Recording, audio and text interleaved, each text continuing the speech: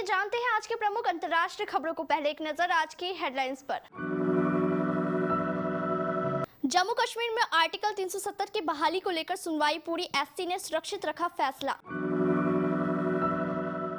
सरकारी स्कूलों में छुट्टियों के फैसले रद्द किए जाने पर क्या बोले आरजेडी नेता शिवानंद तिवारी। प्रेसिडेंट ऑफ भारत पर बोले शरद पवार, नाम बदलने का अधिकार किसी को नहीं, इंडिया की मीटिंग में होगी बात। अरविंद केजरीवाल बोले इंडिया अलायंस ने अपना नाम भारत रख लिया तो क्या देश का नाम बदलकर बीजेपी रखेंगे। अगस्त में रूठे मेघ सितंबर में होंगे मेहरबान, इंदौर में बारिश के आसार। पुतिन और तानाशाह किम जोंग उन की मुलाकात, क्यों है दुनिया के लिए टेंशन की बात। चाइना ने बनाया ऐसा लेजर हथियार जो लंबे समय तक कर सकता है हमला, जानिए ताकत। जाने क्या चल रहा है सोने का भाव। जवान की एडवांस बुकिंग ने इतिहास बना डाला, 7.5 लाख टिकट बिकी। और वर्ल्ड कप के लिए टीम इंडिया का ऐलान, केएल राहुल और कुलदीप को जगह, चहल को नहीं मिला मौका।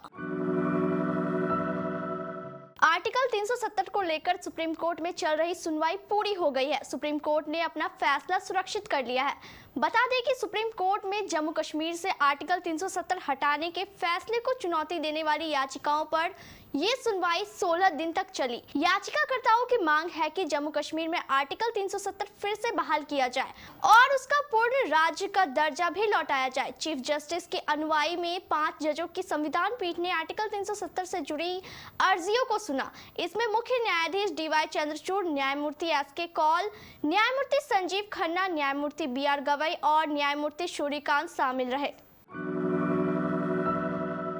बिहार में सरकारी स्कूलों की छुट्टियों की कटौती के फैसले को वापस ले लिया गया है।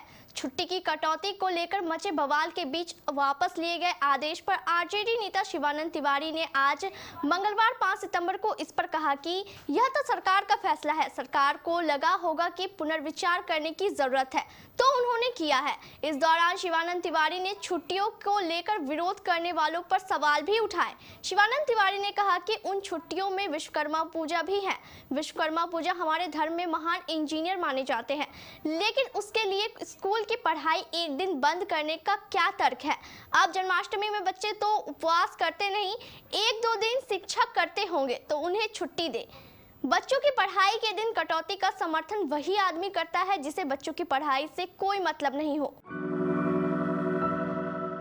G20 के डिनर में राष्ट्रपति को प्रेसिडेंट ऑफ इंडिया की जगह प्रेसिडेंट ऑफ भारत लिखे जाने पर मचे बवाल के बीच अब शरद पवार ने इस मामले पर प्रतिक्रिया दी है। राष्ट्रपति कांग्रेस पार्टी एनसीपी के प्रमुख शरद पवार ने मंगलवार 5 सितंबर को कहा कि किसी को भी देश का नाम बदलने का अधिकार नहीं है। शरद पवार ने कहा कि कांग्रेस अध्यक्ष मल्लिकार्जुन खड़गे की बुधवार को बुलाई गई बैठक में उन सभी पार्टियों के प्रमुख के साथ इस मुद्दे पर बातचीत होगी जो इंडिया गठबंधन का हिस्सा है। 2024 के चुनाव में एनडीए के मुकाबले के लिए बने इस गठबंधन में 28 पार्टियां शामिल है। शरद पवार ने कहा कि मुझे समझ नहीं आता कि सत्तारूढ़ दल देश से जुड़े एक नाम को लेकर क्यों परेशान है। केंद्र सरकार एक बार फिर विपक्षी दलों के निशाने पर है। G20 सम्मेलन के लिए 9 सितंबर को होने वाले रात्रि भोज के लिए जो निमंत्रण पत्र राष्ट्रपति भवन की तरफ से भेजे गए हैं उनमें आमतौर पर इस्तेमाल होने वाले प्रेसिडेंट ऑफ इंडिया को बदला गया है। इस पर सभी राजनीतिक पार्टियों ने केंद्र के खिलाफ मोर्चा खोल दिया है। दिल्ली के सीएम अरविंद केजरीवाल ने कहा कि कोई देश का नाम कैसे बदल सकता है। G20 निमंत्रण पत्र पे प्रेसिडेंट ऑफ इंडिया की जगह प्रेसिडेंट ऑफ भारत लिखा गया है। उन्होंने कहा कि गठबंधन का नाम भारत होगा तो क्या भारत का नाम बदल देंगे। देश तो 140 करोड़ लोगों का है, किसी एक पार्टी का नहीं है। कल अगर इस अलायंस ने अपना नाम बदलकर भारत रख लिया तो क्या भारत नाम को भी बदल देंगे। फिर क्या भारत का नाम बीजेपी रखेंगे। ये क्या मजाक है।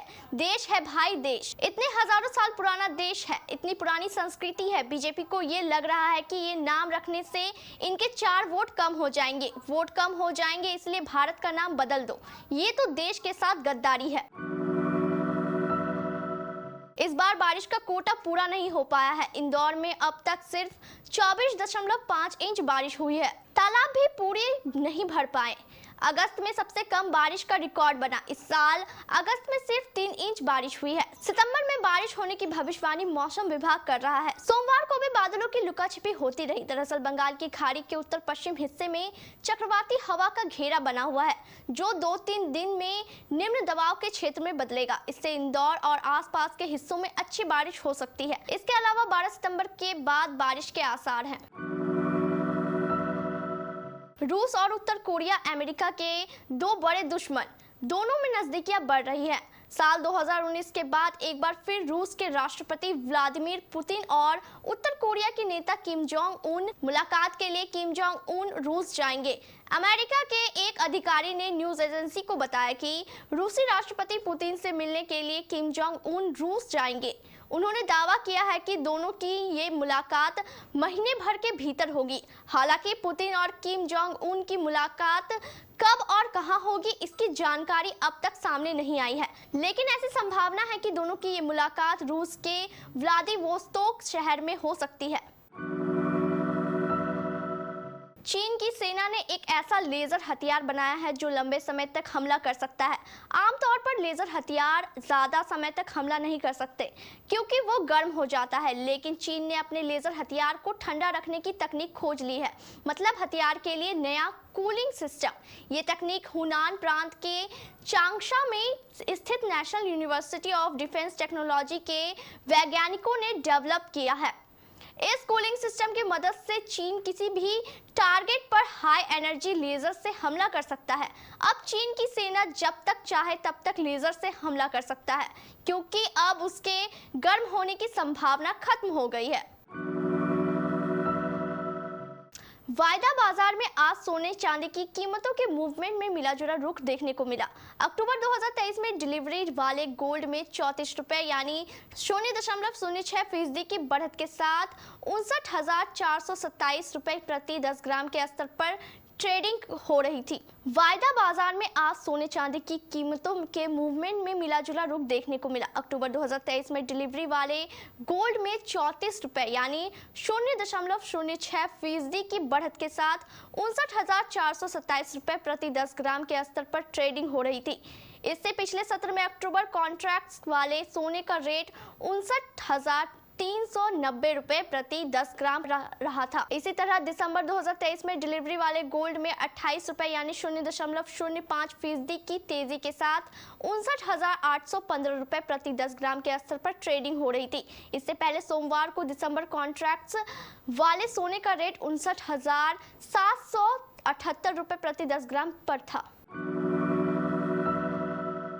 जवान ने एडवांस बुकिंग के मामले में गदर काट रखा है। पहले दिन के लिए फिल्म की 7.5 लाख से ज्यादा की टिकटें बिक चुकी है। कमाल की बात तो ये है कि मल्टीप्लेक्स के साथ साथ सिंगल स्क्रीन पर भी जवान के शोज की भारी डिमांड है। देश भर में कई जगहों पर जवान के अर्ली मॉर्निंग और लेट नाइट शोज रखे जा रहे हैं। इंडिया के सबसे बड़ी ऑनलाइन टिकट बुकिंग बुक माई शो ने बताया कि जवान की 7.5 लाख टिकटें बिक चुकी है। बिजनेस टुडे की रिपोर्ट के मुताबिक मेट्रो और नॉन मेट्रो सिटीज जैसे मुंबई, दिल्ली, एनसीआर, भुवनेश्वर, पुणे और कोची में सबसे ज्यादा एडवांस टिकटें बिकी है। भारतीय क्रिकेट टीम इस समय एशिया कप 2023 खेल रही है, मगर टीम को इसके बाद अपने ही घर में वनडे वर्ल्ड कप 2023 खेलना है। इसके लिए भारतीय क्रिकेट कंट्रोल यानी बीसीसीआई ने रिकॉर्ड्स का ऐलान कर दिया। भारतीय टीम रोहित शर्मा की कप्तानी में ही वर्ल्ड कप खेलेगी। 15 सदस्यीय स्क्वाड में युजवेंद्र चहल को मौका नहीं मिला है। वहीं एशिया कप में ट्रैवल रिजर्व के तौर पर शामिल संजू सैमसन भी इस लिस्ट से बाहर है। तिलक वर्मा को भी मौका नहीं मिला। वहीं एशिया कप में एक भी मैच नहीं खेले केएल राहुल को वर्ल्ड कप में जगह मिल गई है। वनडे वर्ल्ड कप 2023 का आगाज 5 अक्टूबर को होगा।